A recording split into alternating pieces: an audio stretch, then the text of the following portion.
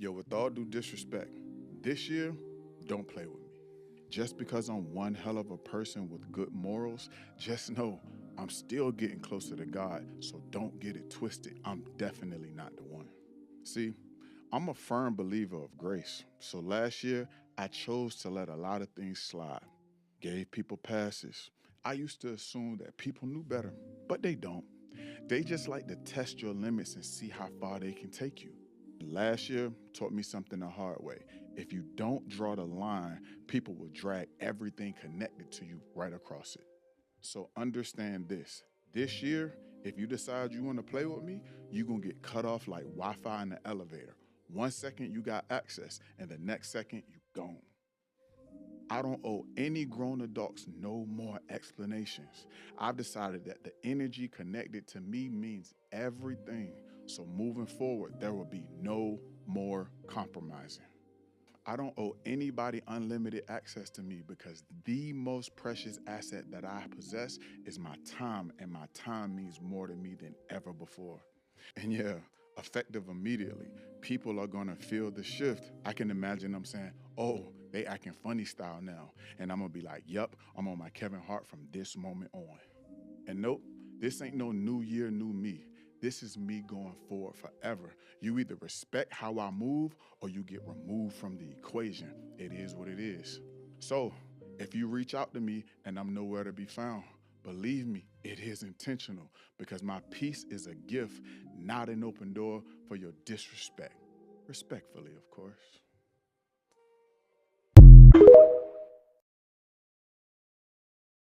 Ladies, come sit down for a second. A lot of you are walking into relationships with your fists up trying to lead. Trying to control everything, trying to run the whole operation like you're the general of the army.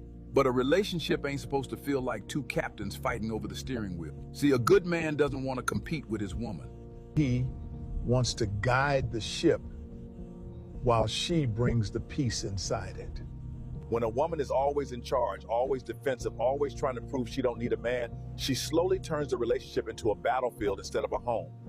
Now listen carefully. Your femininity is not weakness. Your softness is not submission. Your ability to support, communicate, and trust a man to lead, that's power. But here's where a lot of relationships break down. Ladies, men cannot read your mind.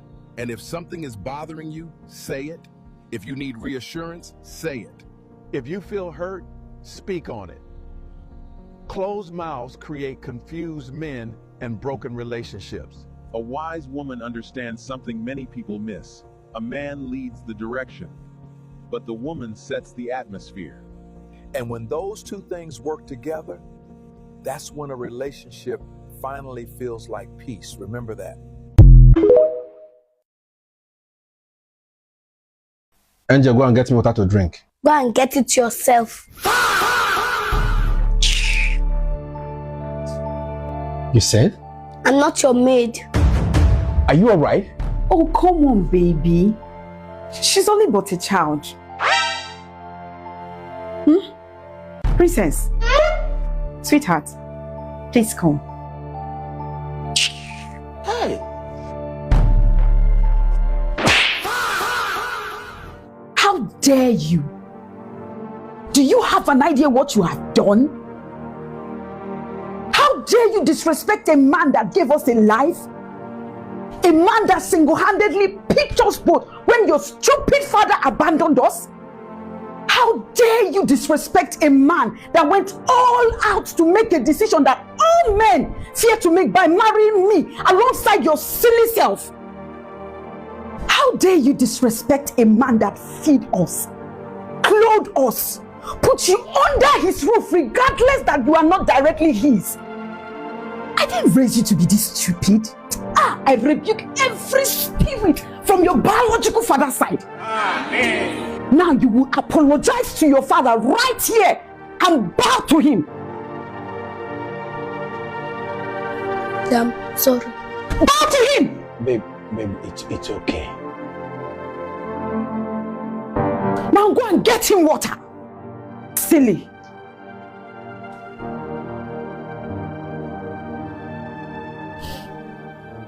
Babe,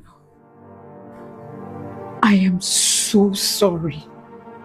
I want to let you know that I appreciate you every day. I am grateful for everything that you have done for us, Daddy. Please, don't take that disrespect to heart. Be cool. It's okay, Mommy. Go and get us something to eat. Okay, my lord. Thank you.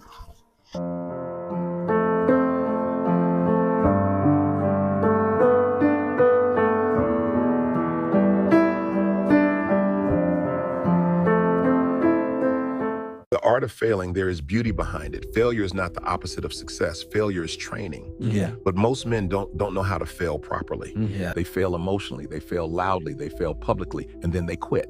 You see, amateurs take failure personal. Professionals take it informational. When something collapses, a business, a relationship, a plan, most people look for comfort. They look for someone to blame. That's ego trying to survive. But if you're serious about growth, you don't protect your feelings, you protect the lesson.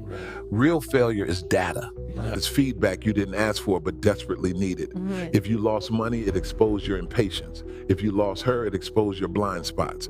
If your idea flopped, it exposed your preparation. Failure is a mirror that doesn't flatter you. And that's why most people avoid it. They want victory without self-confrontation. They want applause without refinement. But refinement only comes through friction. Steel isn't shaped in comfort. It's shaped in heat. The art of failing is staying calm when the heat rises. It's not reacting emotionally. It's observing clinically. Instead of saying, why did this happen to me? You ask, what did this reveal about me? That question changes everything. Because once you stop taking failure as an attack, you can start using it as instruction. Failure builds emotional tolerance. You stop dramatizing setbacks. You stop fearing risk. You develop composure, and composure is power. A man who hasn't failed is fragile. He thinks he's strong because he hasn't been tested. But pressure doesn't build character. It exposes the cracks. Failure seals those cracks. Every loss forces you to tighten discipline, to sharpen judgment, to move smarter next time. But only if you sit with it. Most people rush past failure. They distract themselves. They numb it with noise. They rebound too fast. That's not growth. That's avoidance. The art of failing requires silence. You sit with the discomfort. You replay the decisions. You dissect the weak points. Not to shame yourself, but to rebuild stronger. Because here's the truth. If you succeed without failing deeply first, you won't know how to sustain it. And temporary success is more dangerous than failure. It makes you overconfident. It makes you careless. It makes you believe you're better than you are. Failure humbles you. And humility keeps you sharp. The men who rise the highest are usually the ones who fail the hardest, but privately. They didn't broadcast their collapse. They studied it. They didn't cry about the door closing. They analyzed why they were standing there in the first place. If that's art, fail, pause, extract, adjust, move again. No drama, no announcement, no victim story. Just evolution. You want to know why some people never level up? Because they don't fail long enough to learn.